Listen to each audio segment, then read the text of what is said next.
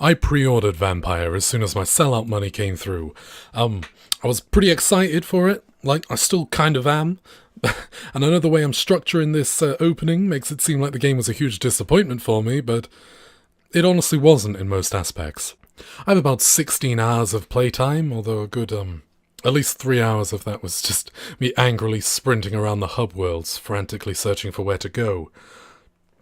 I haven't finished it yet, which I'm kind of angry at myself for, because I don't really like reviewing things until I've completed it, but I'll explain why I haven't completed it yet later in the video. But yeah, this is my review of Vampyr. Enjoy. So you play as a Londoner called Dr. Jonathan Reed. He's a doctor. Like that's why that's why he always introduces himself as Dr. Jonathan Reed. And he's just come back from fighting in World War One. The war had changed him, but didn't change him anywhere near as much as the creepy man who attacked him on his way home did. Because now he's a vampire and he's super disoriented and dizzy, and we know that because he's stumbling, and they've done that lazy monochrome effect that they always do, which I fucking despise because I'm colorblind and it's been gotten significantly worse recently, and I always think there's something wrong with me. But no, it's just lazy visual design. But then some vampire hunters arrive, and you get this really fluid tutorial. Like, they don't really tell you that much. They tell you the basics, because all fucking modern games have to treat you like you've never played a video game before. But there are a lot of things that they let you discover on your own, like destructible environments. So, massive kudos for not treating your player base like a bunch of... How do I say this without being offensive? No, I'm going to be offensive anyway. Thank you for not treating your player base like a bunch of disabled children. And then you finally reach your player safe house. Well, there are many scattered all across the world, but this is the first one you find. And here you can level up, you can craft things, and it guides you through a lot of it in this tutorial, in this opening. But it doesn't explain every little last thing you do. It's not completely overbearing. Although I do have one serious complaint about this intro, and that it is incredibly linear. For such an apparent choice-filled game, I shouldn't be forced to have to shoot myself in the chest because Jonathan feels sad. And then they have the fucking audacity to refer to the player character in first person. Like, no, I am not playing as myself. I am playing as Jonathan. I can't even insert myself into No, not that sounds... Could word that a lot better, actually. Let me try again. Like, unless I have any choice in the matter whatsoever, like, I cannot insert myself into this story as the main character. This should be in the third person. Like, I should research into Jonathan's new condition. Until all of this so-called branch storytelling takes place, I cannot relate to a character that I've basically just met well enough to not have the game's interface referring to him in the first person be completely immersion-breaking. Nobody's expecting Vampire the Masquerade Bloodlines 2 here. We're just expecting a little bit of choice within the first 15-20 minutes of gameplay. Give us the option to not have to shoot ourselves in the chest, for God's sake. I waited and I waited and I waited because I expected some other cutscene to happen, maybe. Maybe he puts down the gun and says, "Oh, forget it, I can't do this." But now there's nothing. The cutscene just loops and loops and loops until you give in. This is not what an RPG should be. This is an RPG, from what I've seen. This is Fallout 4 opening. But the game does get significantly better from here, though. This is just a garbage opening. But then the hunters return. They've tracked you to this hideout, which tells you that vampire hunters are going to be fucking everywhere in this game. And they also introduce you to a few more mechanics. Specifically, instead of dodging, you now teleport. And it also teaches you how to use your secondary weapons, which are pretty useful, especially early game. Mechanically speaking, this was a pretty good introduction to the game. It gets you used to how to attack, how to dodge, how to sprint, all of that stuff, the basics that you'll need to walk around in a fluid and non-invasive way. But from a storytelling one, it's complete garbage. Like, it's almost as bad as Skyrim's. I'm just gonna be honest with you. I don't find the combat fun at all. It honestly feels like a really shitty cardboard cutout of The Witcher 3, with a bunch of cool-looking vampire powers mixed in with it. Which normally wouldn't bother me, mind you. Like, nobody plays an RPG for the amazing combat mechanics that the series is totally well known for. But the game is very combat-centric. Like, it's definitely a big focal point. You will spend a lot of your time just killing skulls or vampire hunters or other vampires later in the game. And the boss fights. Urgh!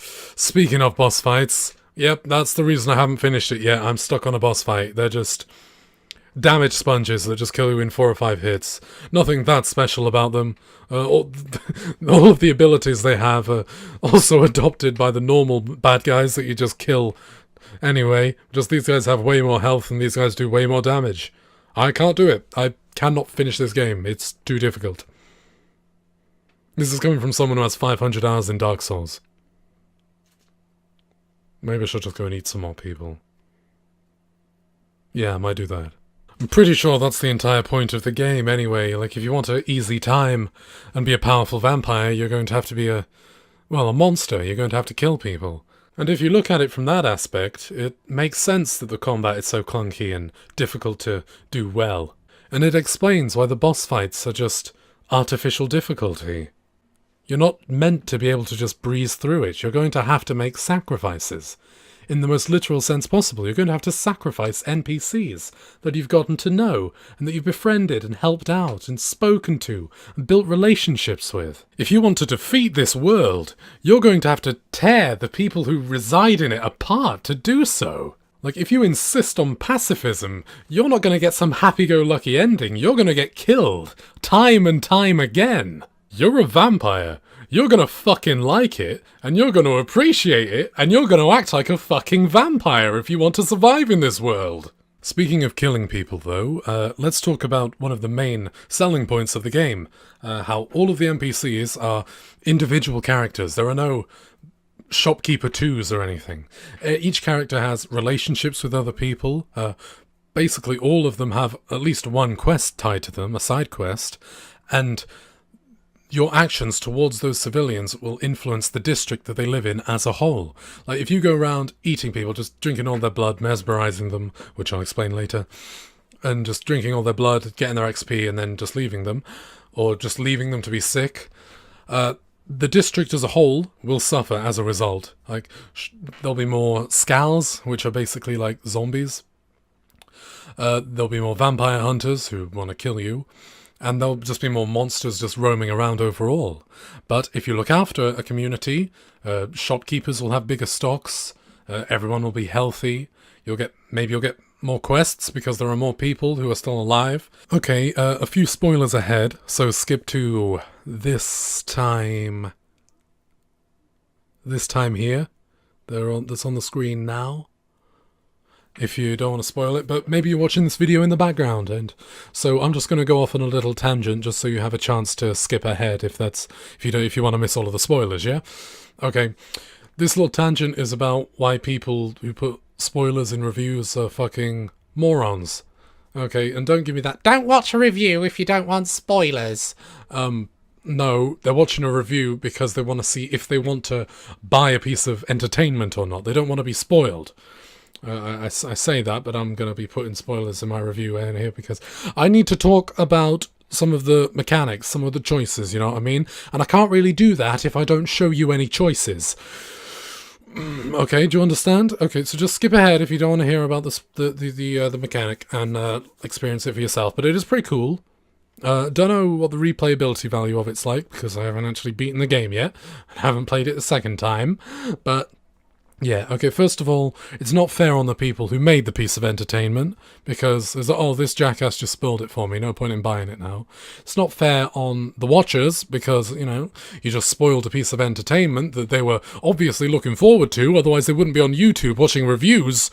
So yeah, you're naughty if you just spoil things out of the blue, just like, Wolverine dies! Oh, shit. Sorry about that. I should note that Wolverine does not die in Vampyr, alright? So if that's what you were... If that's how you took it, then you probably should be paying a little bit more attention. But, yeah, I'm sorry if I scared you a little bit there. Wolverine isn't in Vampyr, as cool as that'd be. Okay, so there's this one character. He's known as the pillar of the community. It means he's the most important person in this entire district. And he runs a kind of YMCA kind of place, where he feeds poor people and gives them a shelter and everything. and he's really important to the community, right? But it turns out that he's this thing called a Skal, and a Skal is like a really weakened version of a vampire. Like, if you're a really weak vampire, and you turn someone else into a vampire, sometimes they'll become a Skal. And that means they don't drink blood, they don't look human, they look really disfigured and ugly, and they have to eat flesh.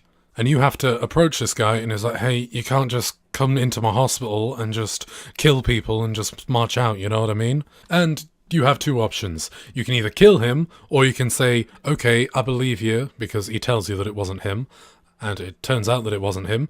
But you can either drink his blood and like absorb his power, leaving the community in basically ruin, or you can believe him and leave him to go off on his merry way, eating dead people and feeding the ones that are still alive. But there is a third option. If you go around and talk to people, you'll find bits of info about him. There's a game called Hints, and the more hints you get about someone, the more XP they'll be worth if you eat them. But in this case, you learn that he was an orphan, and he got molested by a priest. I don't really know how this leads to the third option, but just roll with it. But there's a third option. I don't really want to play the cutscene along with the dialogue because I don't really want to get a community strike, but I'll try and recreate it. It goes a little bit something like this. Drink my blood. You'll become a vampire, just like me, and a very powerful one at that. No bleeding way am I doing that! What? Why? Well, you see, Doctor, me whole life's been leading up to this moment. Now I'm in a position where I can actually help people. I don't want to get in the way of God's plan. What? Your parents died and you got diddled by a priest. Does that really sound like God's plan? You make a fair point, you really do, but I'm still going to have to decline, sorry. But I did the optional quests. You don't get a say in the matter. Oh, alright then. And then he drinks his blood and becomes a vampire. I'm not quite sure if this is good or not, but it was optional, and I had to work for it, apparently, it seems, even though I was just trying to figure out as much info as I could, because I honestly wanted to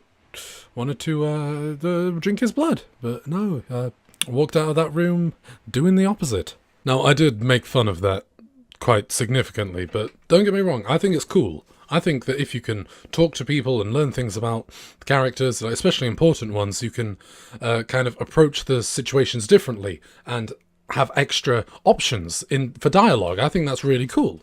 That's just one example, and it's pretty early in the game. It's about 30-40% through, maybe? I think it's chapter 2 or chapter 3.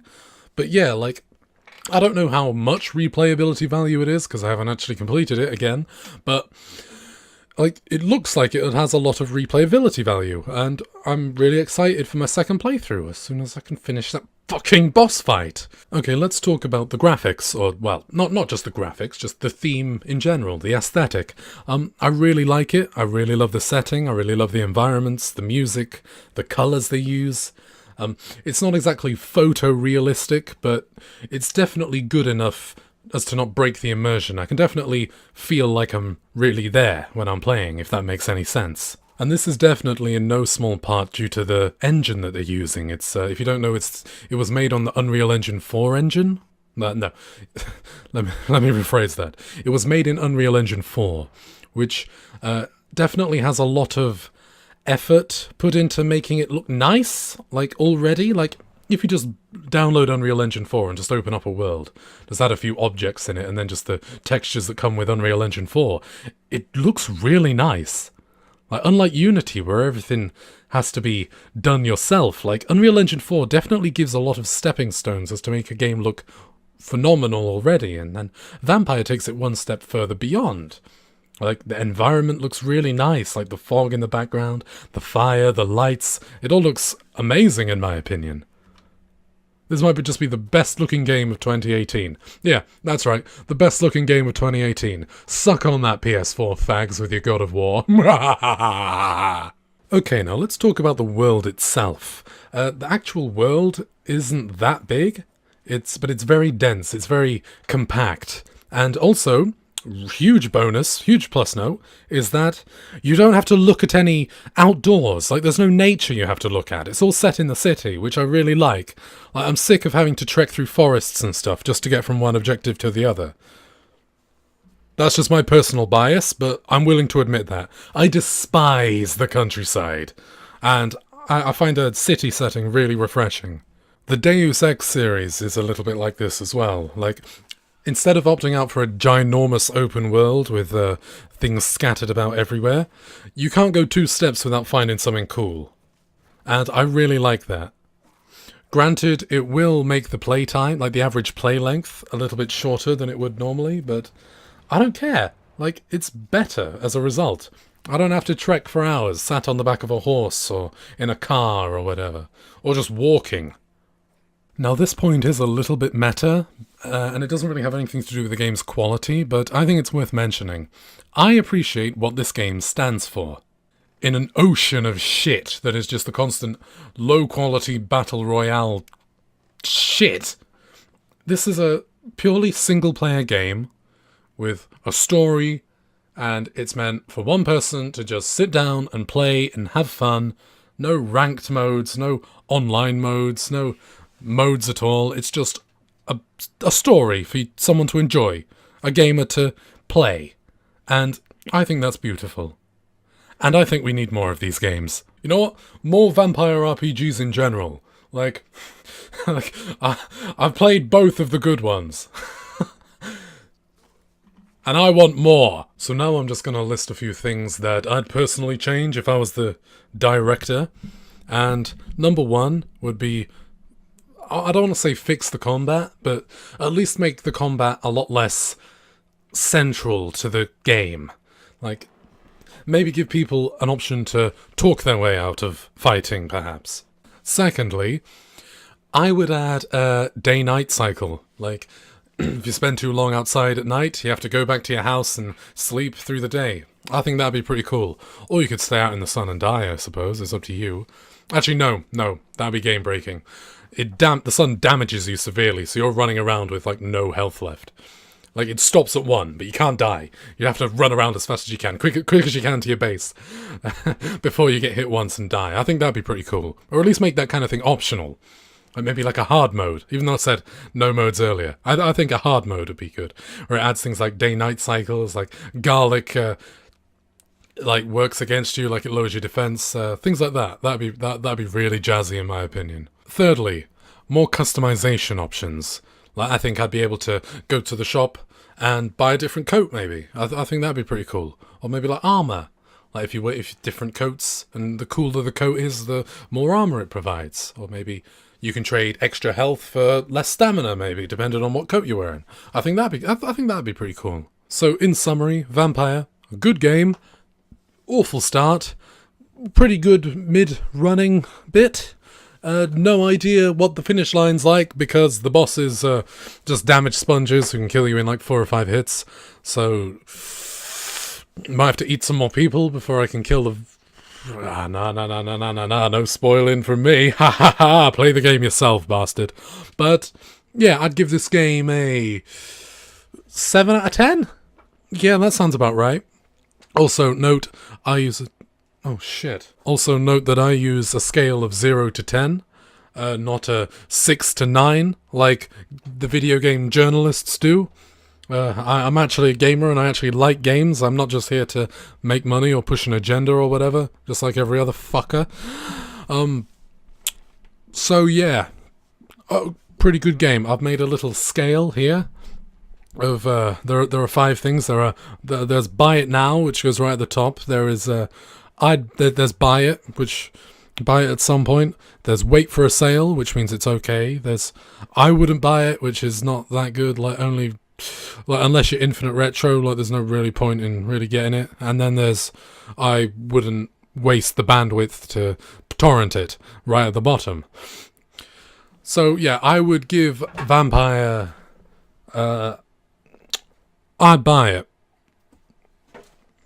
I'd probably buy it anyway, even if it was bad, because I want there to be a market for more vampire RPGs, because I've played the 2 good ones, and like I said earlier, I want more. See you later. I'm Phalis Inculta, and goodbye.